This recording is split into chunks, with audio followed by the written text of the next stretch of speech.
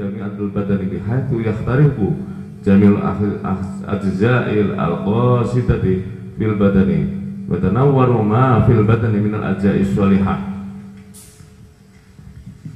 binuril jalalati fa yahitu ala mahallil lataifi kulliha wa yulahidu ma'nal tahlili ay la maqsuda illallah wa min kalimatin nafyi yang fi jami'al muhdatsati minan nadari wal i'tibari wa yandruha nadral fana wa min kalimatil itsbat yuthbitu fi qalbi wa nadruhu dzatil haqqi ta'ala wa yanduru wujuda dzatil haqqi nadral baqa wa fi akhiriha 'indal wuqufi ala adatil fitri yaqulu sayyiduna Muhammadur Rasulullah. Alhamdulillah. Sebenarnya pasal kedua ini sudah dijelaskan kemarin. Sewaktu saya akan menyampaikan talqin. Nah, sekarang kita kuatkan lagi. Inilah manfaatnya, keuntungannya kita belajar zikir berthariqah. Umat Islam di dunia, termasuk di Asia Tenggara, di Indonesia, perlu disadarkan bahwa segala sesuatu pasti perlu cara. Apa yang tidak perlu cara? Tidur saja perlu cara. Cara tidur. Atau metode tidur. Atau tarekat tidur. Kentalkan bahasa ini. Cara, metode, tarekat, kentalkan. Kalau tidak dikentalkan, tarekat ini selalu ditendang-tendang. Di pojok-pojokan, dijauh-jauhkan, dianggap aliran, dianggap sesat, dianggap pengacau. Sejak kapan orang Indonesia, ulama Indonesia berpikirnya seperti itu? Sejak kapan? Itu ada titik mangsanya itu. Sejak Islam di Indonesia diobok-obok oleh penjajah. Ada bukti? Ya. Apakah negara kita ini dari mulai ada bumi sudah jadi Indonesia? Tidak lah. Kita dulunya adalah ya tanah tanpa Tuhan. Karena memang manusianya belum ada. Lalu datanglah manusia dengan bermacam-macam keyakinan. Datanglah agama-agama, maka beragama. Datanglah Islam, maka beragama Islam. Nah, kalau kita mau narik benangnya dari sejak ada Islam, dimulai dengan Islam pribadi-pribadi. Jangan anggap orang Arab baru masuk ke tanah Nusantara setelah Wali Songo umpama, setelah lahir Rasulullah. Enggak. Profesor Mansur, sejarawan nasional kita, menjelaskan bahwa hubungan ekonomi antara Nusantara dengan Arab dan Eropa itu sudah terbangun sejak kurang-kurangnya 5 abad sebelum kelahiran Rasul. Cuma orang sana tidak menyebutnya Indonesia karena belum Indonesia. Lebih banyak menyebutnya Hindia belakang. Yang lebih terkenal ke Arab, ke Eropa ya Hindustan, Hindia. Kita ini kan ekornya India. Jangan marahlah kalau disebut saat itu disebut Hindia belakang. Bahkan ketika penjajah Belanda masuk, berubah lagi Hindia Belanda. Dulunya kesultanan-kesultanan. Yang dicatat saja kurang lebih 40 kesultanan. Para sultan itu insya Allah semuanya adalah ahli tasawuf. ahli tarekat. Bagaimana menjadi pemimpin yang memiliki kekuatan tinggi kalau tanpa ilmu kemanunggalan, tanpa ilmu yang sangat mendekatkan kepada Allah? Maka jangan heran para sultan rata-rata disebut sakti. Sebenarnya mereka tidak mencari kesaktian. Disitulah dirasakan bahwa tarekat diperlukan oleh para pemimpin negara.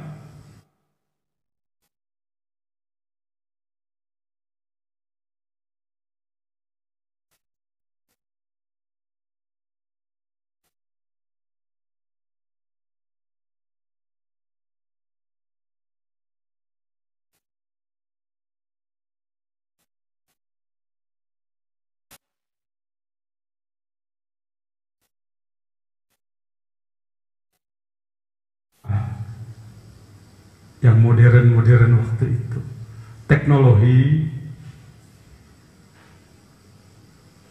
spiritual terus ditinggalkan. Sekian ratus tahun kandas lah. Hanya tinggal 1-2 ulama yang memperdalam tarekat. Jangankan mereka yang mengikuti pemikiran Muhammad bin Abdullah bin Wahab, ya, yang sering disebut Wahabi, yang berlabel ahli sunnah wal jamaah saja, bahkan yang berlabel Nahdiyah saja, nggak sedikit ulama NU yang nggak senang tarekat. Salah nggak saya ngomong nih? Bukti nyata, bukan sedang memfitnah ini, wong saya sendiri pengurus NU. Cuma saya pengurus NU yang bertarekat. Tidak sedikit, bahkan mayoritas dari kalangan kita sendiri gak senang tarekat. Alasannya apik, hati-hati, karena tarekat itu agung, mulia. Saking agungnya, maka nggak cocok untuk kelas kita. Ujung-ujungnya nggak usah, bahkan nggak boleh. Kalau nggak usah masih mending. Ini yang sudah nggak boleh, jadi larangan, jadi sebuah tabu. Ini yang sedang terjadi. Ya. Nah, alhamdulillah saya yang bodoh ini dapat tugas lah, dapat tugas berat sebenarnya, menyadarkan kembali umat, khususnya para ulama ahli sunnah wal jamaah, sampai mereka sadar bahwa hidup wajib bertarekat, bahwa bertarekat itu fardu ain, pekerjaan yang cukup alot. 22 tahun saya berkhidmat sampai hari ini, hasilnya ya lumayan. Alhamdulillah sampai hari ini saya belum pernah, bukan ingin menyampaikan dakwah Islam plus dengan tarikatnya, iman Islam plus dengan ihsannya, belum pernah ada yang menolak. Itu sudah sesuatu yang sangat disyukuri, karena banyak kiai tarekat menyampaikan tarekat ditolak ulama. Selain daripada ulamanya yang kurang tertarik, mohon maaf, kadang-kadang lagi penyampai tarekatnya suka ditunggangi oleh egois, merasa aku lebih daripada orang lain. Itu lagi koreksi ke dalam itu. Janganlah. Seperti dalam pembukaan kemarin kan, sebelum saya masuk ke Miftahus Sudur, saya bahas dulu tentang apa kemarin? Tentang takwa. Takwa adalah sebuah keniscayaan, tidak bisa ditawar-tawar. Apalagi di Indonesia yang berdasarkan Pancasila, Undang-Undang Dasar 45, Bhinneka Tunggal Ika, NKRI. Takwa dasar yang tidak bisa ditawar-tawar untuk Indonesia. Ketika menyampaikan apapun terkait dengan takwa, kaitannya itu rasional, logis, bahkan syar'i, nggak bisa ditolak. Bikin masjid selama sesuai aturan nggak bisa ditolak. Kenapa? Karena terkait dengan takwa.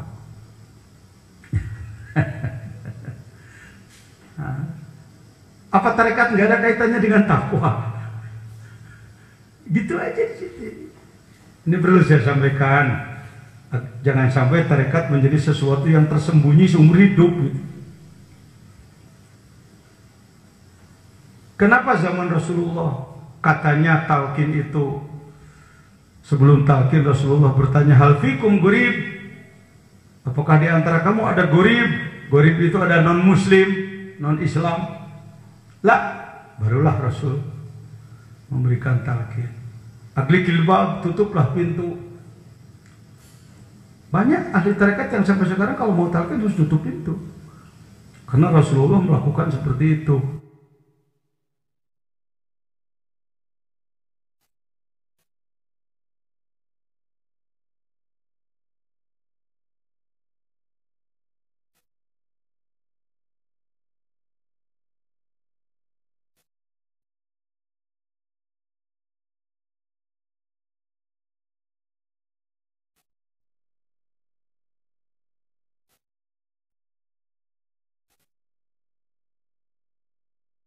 Pesawat ya, talqin di restoran, Pak Jejen ini jorok. Kalau dinilainya oleh kamu saya nggak usah repot lah. Kamunya juga sama bodoh dengan saya atau lebih bodoh. Ya, tarekat zaman begini terbukanya, yang mengibarkan bendera partai terlarang aja udah berani lah. Yang mengibarkan bendera apa itu, ya sebutlah sesuatu yang pernah dilarang atau ketahuan jeleknya dulu, orang berani di Indonesia, apalagi menyampaikan tarekat. Itu obrolan aja sedikit lah, tapi ngobrol juga mungkin lumayan manfaat ya, karena di situ strategi kita. Pak, kalau orang ngerti pentingnya tarekat, semua ada kegiatan begini, mungkin tempat segini nggak cukup. Coba kalau ada pengumuman bahwa ada bos besar dari negara anu membagi-bagi uang, membagi-bagi amplopnya 500 ribuan, kira-kira panitia berani dan nahan orang? Nggak kuat Pak. Saking pentingnya apa? Duit. Kalau ada lagi pengumuman bahwa ada sebuah perusahaan besar mendapatkan untung besar dan dia bersedekah membagi-bagikan tiket pesawat dari mulai Singapura atau yang dekat ke Bali domestik, ke Batam, agak jauh sedikit ke Bangkok, agak jauh lagi ke Jeddah, PP umroh, atau ke Swiss atau kemana, gratis dibagi-bagikan 10.000 tiket. Kira-kira orang berbondong-bondong nggak? Karena dapat tiket kemana? Ini yang sedang diobrolkan di sini, tiket ke alam lahut.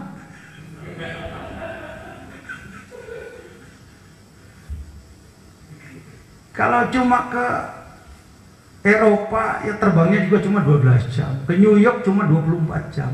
Ini jaraknya triliunan kilometer, belum ada yang bisa menghitung. Secara nampak lahir diyakini ada dasar yang kuat adalah siapa? Nabi Muhammad yang sudah melakukan, yang disebutkan Al-Isra wal Mi'raj. Ini tiket Isra Mi'raj. Tapi jangan pengen seperti Rasulullah ya. Buruknya ya la ilaha illallah itu, gaibnya ya mursyid itu. Perjalanannya sama, dari sini ke langit 1, 1 2 3 4 5 6 7, dari 7 ke Sidrah Muntaha, baru wusul kepada Allah. Karena orang nggak paham wusul sih. Kalau nggak dengar Jakarta ya nggak tahu rute Jakarta. Kalau nggak mengenal husul, bagaimana tahu mulki malakut jabarut lahut? Di kampung kami di Sunda ada istilah di talapung siapa yang gak lam jabarut, gua tendang lu ke alam jabarut. Jadi kalimatnya masih ada sisa-sisa. Ini fosil ini. Kalau arkeologi itu fosil. Bagi ulama peneliti ini diteliti. Kenapa di Jawa Barat ada istilah jabarut? Gua tendang lu ke alam jabarut. Lu ngomong jabarut apaan? Nggak tahu. Kakek gua aja ngomong begitu. Nah ini bagi saya artinya tarekat tadinya sudah mau masyarakat. Sudah mau masyarakat. Yang namanya manakiban, banyak orang yang belum bertarekat tapi suka manakiban. Tujuannya barokah, maca syekh, layang syekh disebutnya. Ya sudah panjang lagi kalau bisa. Jadi bicara tarekat Indonesia, pribumi apa tamu? Kok kayak gak berani ngomong antum? Pribumi apa tamu? Ya, yang punya apa peminjam? Yang punya. Pokok apa tambahan? Pokok. Kasihan Indonesia, negeriku tercinta. Ilmu pokoknya dijadikan pribumi, dijadikan tamu. Ya. Ilmu pentingnya dijadikan tambahan. Baik. Nah, di sini menjelaskan tentang cara berzikir. Cara menggunakan kalimat la ilaha illallah, mengikut Syekh Abdul Qadir Jailani,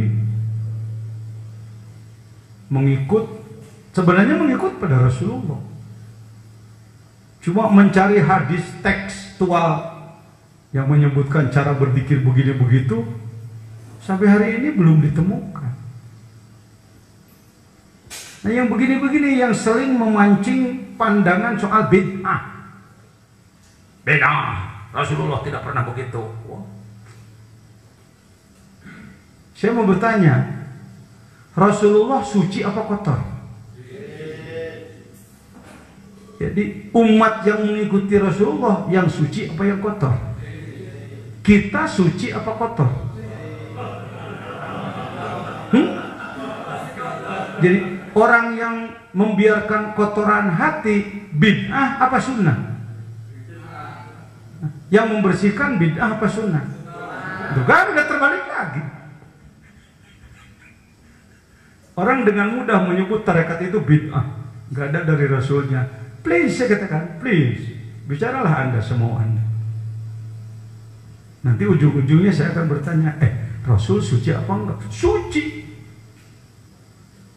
Pengikut Rasul harus suci apa harus kotor? Ya harus suci. Apakah kita sudah suci sejak bayi? Enggak. Banyak kotoran dalam diri? Banyak. Bersihkan apa jangan? Membersihkan. Upaya membersihkan itu mengikuti Rasul apa bid'ah? Ya bisa disebut mengikuti sih. Makin lesu aja.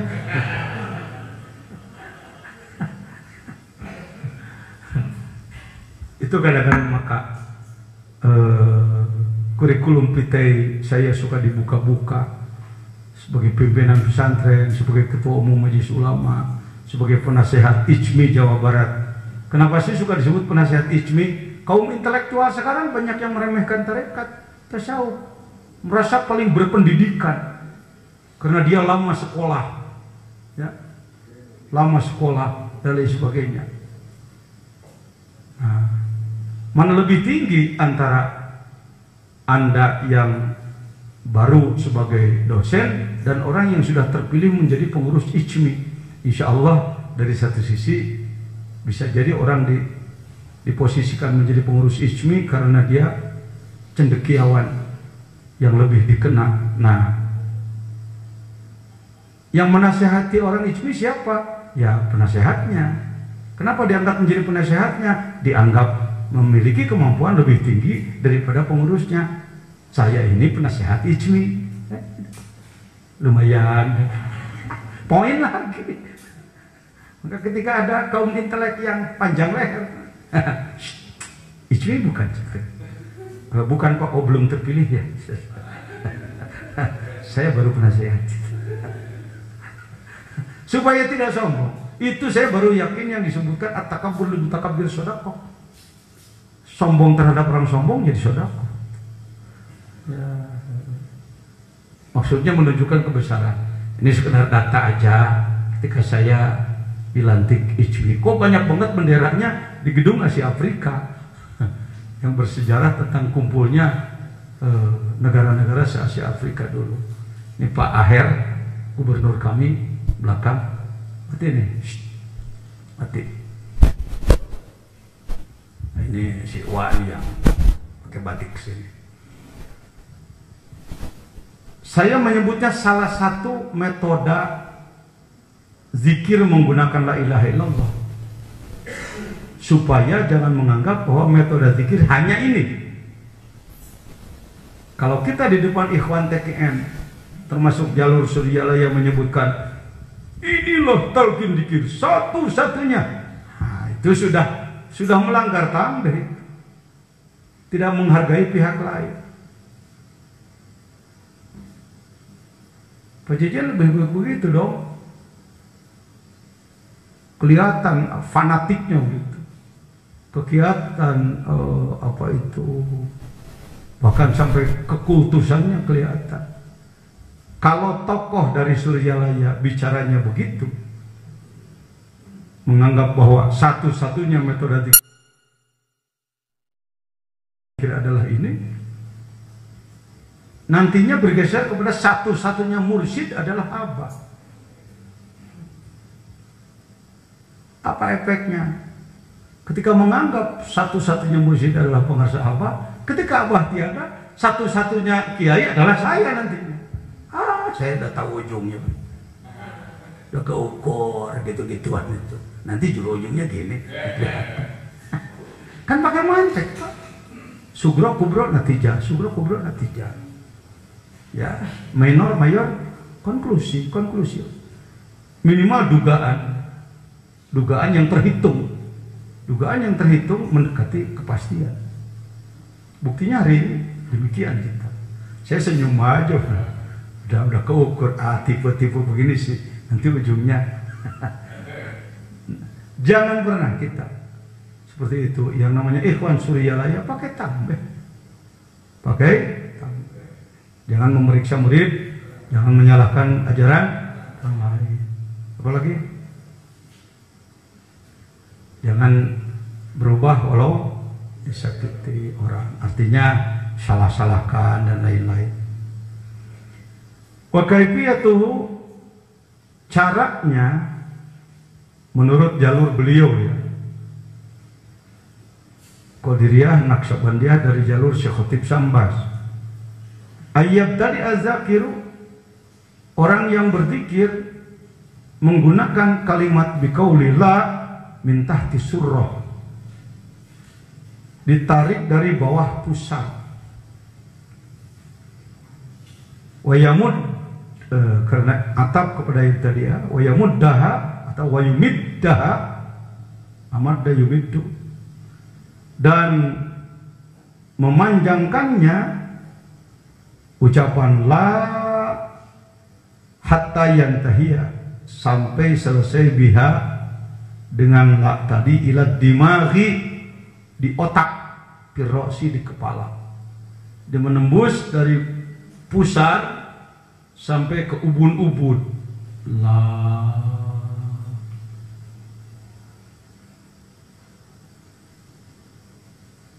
Umpama orang yang terlalu tekstual dalam hadis, nggak ditemukan hadisnya seperti ini, jadi kerjaan seperti ini bid'ah, please. Maka saya akan menyebutnya ijtihadi, adalah ijtihad. Kalau dalam Islam tidak dibuka ruang ijtihad, repot kita Pak, repot kita. Serba tekstual, serba saklek. Kendaraan Rasul adalah unta atau kuda, maka selain itu bid'ah. Yo, Gimana kita hidup? Naik ojek nggak boleh, naik kapal. Kan Rasul nggak. Makanan pokok Rasulullah adalah roti gandum dan kurma. Sedangkan kita nasi bid'ah. Bid'ah lagi. Waduh. Apa Rasul pernah pakai batik? Waduh, Pekalongan kelabakan kalau nggak boleh. Pak Rasul pernah makan pisang Ambon. Kelabakan Sukabumi, produser pisang. Nggak sempit seperti itu. Dalam Islam ada ijtihad di levelnya masing-masing dengan persyaratan yang sangat ketat dikontrol, tidak boleh sembarangan. Pangarsa Abah Hanom menurut saya beliau layak dalam tasawuf disebut mujtahid, mujaddid. Bapak, andai tarekat ini disodorkan kepada umat, bahasa Sundanya saujratna. Apa saujratna? Seadanya, sesuai aturannya yang sangat ketat. Terus terang, orang-orang di kelas kita gak layak jadi murid tarekat. Saya menyebutnya pengarsa Abah itu mujaddid ibarat balung sapi. Balung sapi itu rata-rata gede-gede loh. Tengkoraknya segede gitu. Tulang betisnya segede gitu. Tulang paha, tulang dada, tulang punggung segede gitu. Bisakah balung sapi diberikan pada bayi? Nah, tergantung kecerdasan. Kalau ada yang mengatakan nggak bisa, paham juga saya. Balung sapi segede gitu diberikan kepada bayi, matilah bayi. Tapi kalau kecerdasan digunakan, di blender, ya ditepung, masukkan mesin, keluar jadi tepung, tambah air digodok jadi bubur, kasih gula, berikan pada bayi.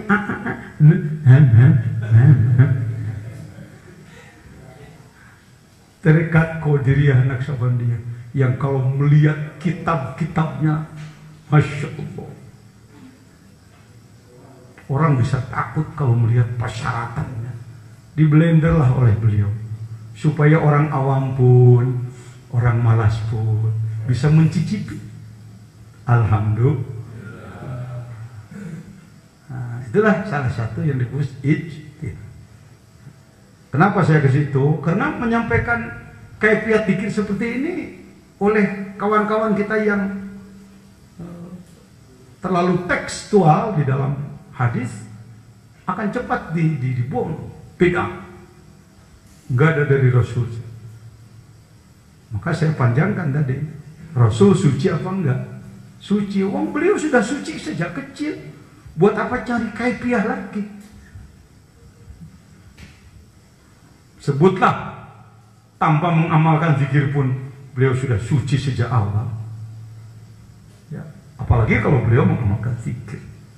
Berani nggak mengatakan bahwa Rasul malas zikir? Nggak berani. Zikir Rasul banyak apa sedikit? Anda berani mengatakan zikir Rasul cuma sedikit? Anda melecehkan Rasul. Apa sih yang sebenarnya? Sebenarnya gua nggak mau. Sebenarnya orang nggak mau, malas, tapi nggak mau disebut salah. Rasul juga nggak pernah begitu. Pinternya belak-belit bicara Indonesia ini. Pintar ngomong.